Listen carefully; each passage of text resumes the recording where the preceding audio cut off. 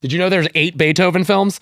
Yeah. Do you know how many Home Alones? Neither does John Hughes. Do you know how many Home Alones there are? 6.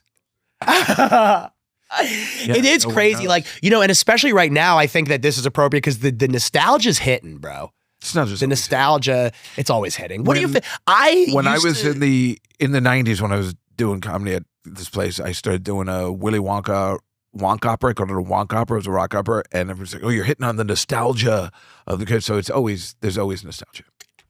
I feel like nostalgia's hitting a breaking point, though. No, it'll never hit a breaking point because everybody, look at your shit.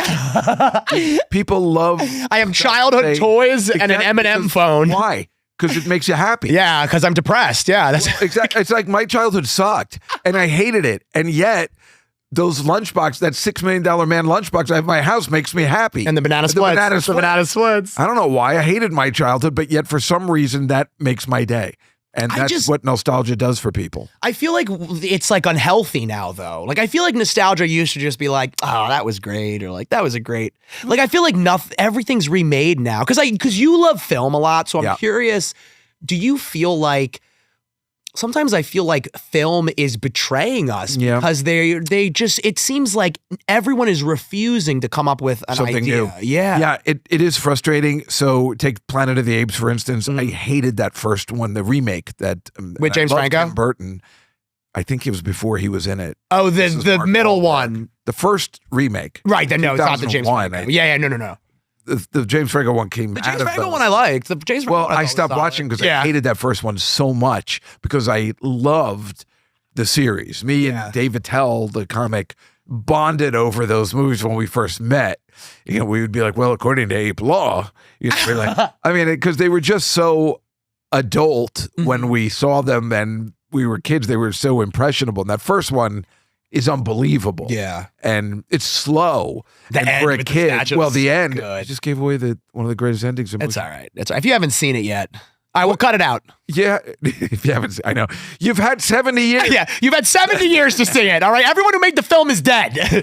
But you're right. It's like that ending, the twist is one of the greatest endings in motion picture history ever. But it's very slow. It's hard to get to, especially as a kid, but we liked it because it was science fiction and we liked the fact that apes were talking and there was stuff. But then when you see it again, when you're older, you realize how prolific it is and the message. And so that's a movie that gets better and better. And then when Tim Burton remade, who I love, Tim Burton remade it, I was like, this is going to suck. And it did for me.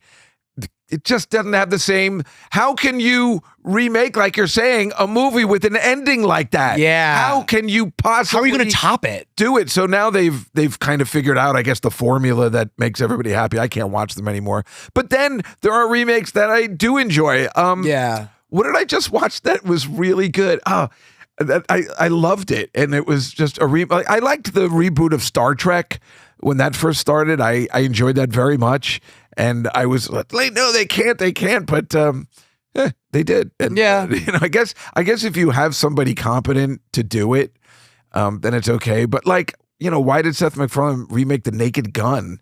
I didn't see the new I one. like Seth MacFarlane. My friend wrote it. His name is Alex Sulkin. He's I feel bad not watching it because he's my pal. Yeah. But that's a tough ask because the first Leslie Nielsen, he's so good and so funny, and it meant so much to me. And of course, it was taken from the TV show that I watched first, called Police Squad. That I've never laughed so hard in my life, and now it's hard to watch. It's not as good as I remembered as a kid, but Naked Gun still holds up completely. They're all so funny. The fact that O.J. Simpson is in it. O.J. kills it in the movie. Okay, yeah. Okay. No, I don't know. I see. You know what it is? I feel like, for me, I just feel like Disney has ruined my idea of any remake. Like Disney has betrayed me so many times that now any remake by any studio, I'm like, shut up. Just stop. Just make something up. Yeah. You know what I mean? I don't know. I feel like. Do you have an example of something they remade that you don't like? I mean, every single thing they've remade, basically. Well, what have they remade? Are you talking about how they remade cartoons into live action, or are you just talking those, about or also like stop making Toy Story too? Like stop making Toy Story. Apparently, Toy Story 5 just made a bundle of money. No, but I'm sure it did. But I'm saying like, agreed. Come on. There's no respect. And look, I guess this is why I'm broke, right? But like, there's no like respect anymore for like I remember growing up and like it was like things are trilogies. Like, right, or it's one movie, or like, it's like very rarely was something like the fourth one, or like, you're like, whoa, what is, like, I feel like things were nice and clean. Beverly like, and Hills then it was Cop 4 was outstanding. What is? Beverly Hills Cop 4.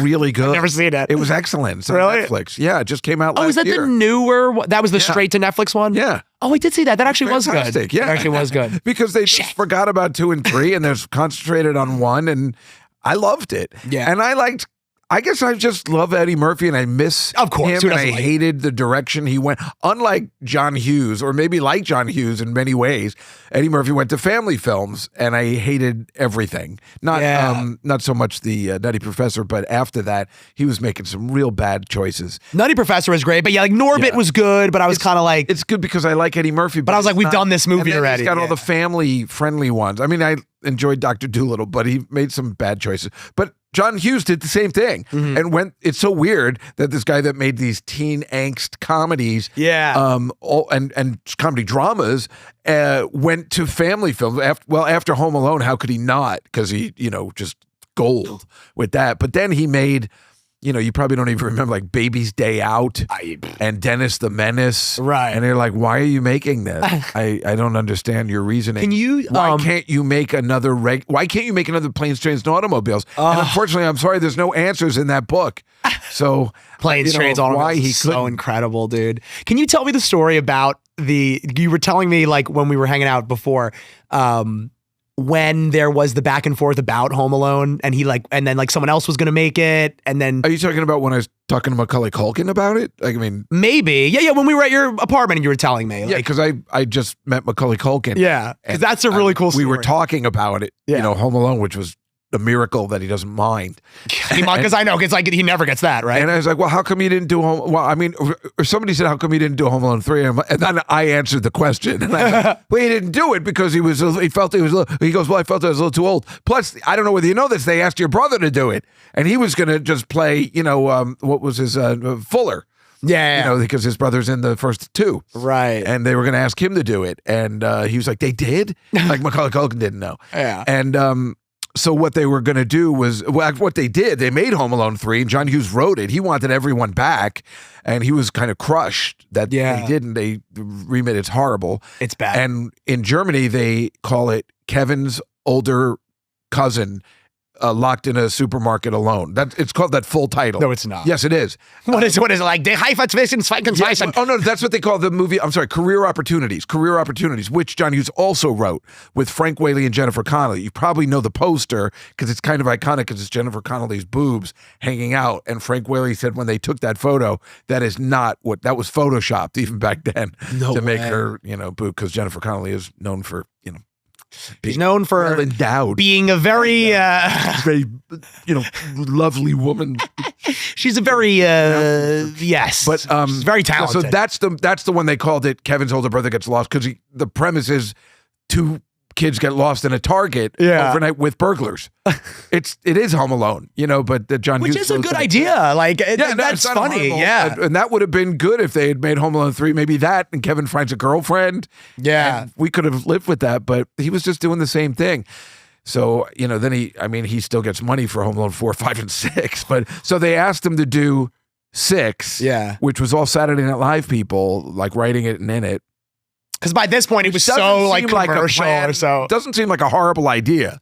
That guy who I liked, who made a lot of those movies, Mikey Day, but also that guy that used to make, he's tiny. He was very funny, and he used to make movies. I can't think of his name, but he Danny DeVito? wrote it. No. And so they asked him to be in it, and he goes, I'll do it for $1 million. And they were like, we don't have that kind of money for this project. And then they found it, and then he goes, maybe $5 million. He just didn't want to do it. He was just done. He is done, Yeah. Yeah, I mean, I get it. Like, I'm not against, it's weird because I used to be I used to get angry, when somebody wouldn't do like. Well, no, that too. No. I used to get angry when someone would like remake or like try to keep a franchise going. Well, because again, there's so many examples, like you just said, Home Alone, and it's like so many great things that Story just 5 just made so much money. But is it good? But is it good? It probably is. It probably is fine. Tom Hanks wouldn't probably do it if it wasn't good. And Tim Allen, you know, you also have Tom Hanks in this particular one. And he's a movie star. Yeah. And if you can get the original cast back. That's pretty badass. That's like, then it would have been like Home Alone 3 or something. Well, yeah. Exactly. It would have been like, because he wanted Pesci and Daniel Stern and the guy, he wanted everybody back. Did you know that, and it's in the book, that Home Alone was supposed to end where the two burglars were watching Angels with Dirty Faces in their cell. And then they realize that they got duped by the kid. You remember the one he's watching? Get your low life, dirty, low, out of my face before I fill you full of lead. Remember he's watching that and he's playing it so people think that. Right. And he has the little silhouette. And then like Snake just got wiped out or whatever. And that was supposed to be the ending, that the two criminals are watching in jail and then they realize. Like, oh, shit. Oh, that would have been funny. I don't know why they didn't do it.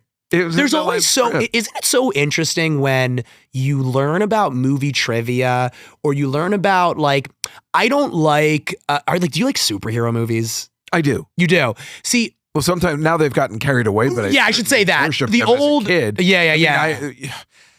I feel like Marvel all the time. Marvel's always like cutting scenes that you're like, that would have been sick. Like, why would they? Well, it started as early as Superman, the original Superman in the 70s. Now that I'd been waiting for a real one. They had the comedy Batman, which was great, but I was dying for. Which one was that? Comedy Batman? The 1966 with Adam West and stuff, which is still great. But it's like kind of goofy. We'd been waiting, if you read comic books, for a real superhero movie. That's why when Christopher Reeve came out in 78, he's super. That was incredible. Oh, he still is. Yeah, he's super.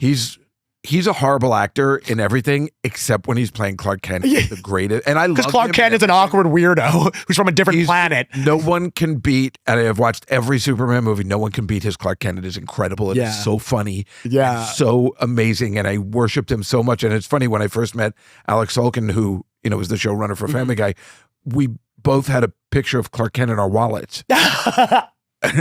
With Christopher Reeve as Clark Kent in our wallets, because he meant so much to us, because it was so funny, and that is what makes a good comic book movie. And Marvel got it right, with the Avengers and being funny, because it's a comic book.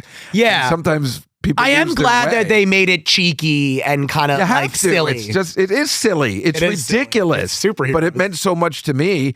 And so then I'd been waiting for a good Spider-Man my whole life. I was obsessed with this guy Nicholas Hammond, who was in The Sound of Music. He was one of the little Von Trapp kids in The Sound of Music. Then he was in a Brady Bunch, a legendary Brady Bunch episode where Marcia gets hit in the nose with a football. And then he became Spider-Man on TV. This TV show, and it was awful, but it was all we had. And did you like Tobey Maguire Spider-Man? No. See, then the Sam Raimi ones were good. The Tobey Maguire ones, and I'm like, now this is what I've been waiting for. They had to wait for. It's like George Lucas with his horrible episode 1 and 2. He was waiting for the technology to catch up. Right, to make 3.